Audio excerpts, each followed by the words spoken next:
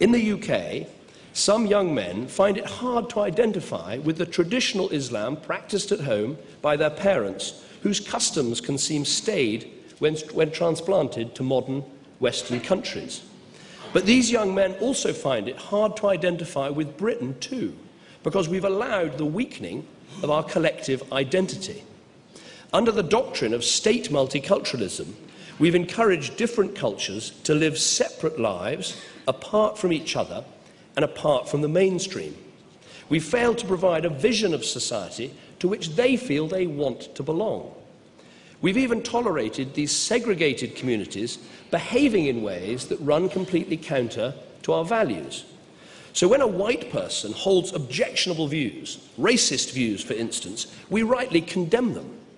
But when equally unacceptable views or practices come from someone who isn't white, we've been too cautious, frankly even fearful, to stand up to them. The failure, for instance, of some to confront the horrors of forced marriage, the practice where some young girls are bullied and sometimes taken abroad to marry someone when they don't want to, is a case in point. This hands-off tolerance has only served to reinforce the sense that not enough is shared. And this all leaves some young Muslims feeling rootless. And the search for something to belong to and something to believe in can lead them to this extremist ideology. Segment of society, let us also be frank and fair and criticize the excesses of some of our own as well. It is easy to lay the blame at others. It is easy to point fingers at others. But truth be told, we need to take responsibility for some of our own actions as well. These very days, the inquest regarding the atrocities of 7/7 is taking place. And our hearts go out to the families and the loved ones of those who died on that day. It was Muslims, people of our faith, who, in their anger at one set of grievances and terror, themselves became agents of terror. We cannot fight terror with terror. We must not allow our anger to make us blind to the reality of our situation. No matter how much we might disagree with one policy of our own lands, brothers and sisters, in the end of the day, we are a part of these lands. We are a part of this society, and we need to realize and understand that destroying this society is destroying us. Very tolerant of dissent. Now, there is an argument here about British Islam, and I want to talk about that and then make my closing remarks. There's an argument somehow that the British Muslims need to assimilate. They need to fully become British. And there's this problem with multiculturalism. Multiculturalism is threatening the cohesion of our society. I'm amazed at the idea of cohesion. I'd like to see it, where all this wonderful cohesion is. I think people that are in their 70s in this room can remember how cohesive neighborhoods were 60 years ago, 70 years ago. They're much less so today, and I'm old enough to remember how my neighborhood was and how my neighborhood is today. So we have social fragmentation is a problem everywhere. Now, the argument that America, and I find it extraordinary that Brits will tolerate this from your politicians, the argument of saying, look at America, how cohesive they are. They all pledge allegiance to the flag. You know, they have Thanksgiving. You know, everybody has a national turkey day. And, you know, why can't we have a national pheasant day? Or maybe that's too upper crusty. Maybe a national shepherd's pie day. You know.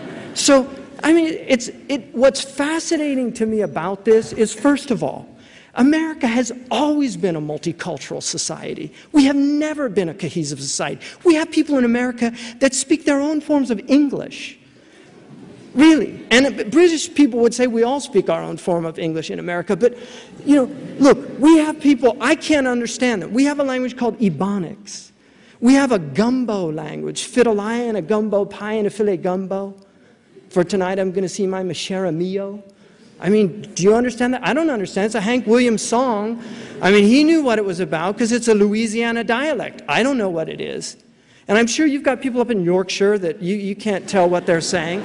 You know, but look, the reality of it is America, we have people in America driving around in buggies. In buggies. They're debating whether or not to put rubber tires on those buggies. That's what they're debating in their community. And I'm not making this up. America we have places in my state that says, se habla inglés. That means we speak English here. I'm not making this up. We have 7th generation Chinese in San Francisco, Chinatown, that do not speak English. They have been in the United States for 7 generations. This is America. So this idea, this fantasy that some of these British politicians have of bringing this wonderful, cohesive America over here, good luck, my friends. Seriously. But one of the things I love about England is that you've always tolerated eccentric uncles. Why can't you tolerate eccentric religions? Really? I mean, what's so wrong with that? You know, this country was forged in religious wars. Religious and tribal wars to a certain degree. It was forged in that. You learn the lessons of those wars. Britain is one of the most tolerant places in the world. It really is. And like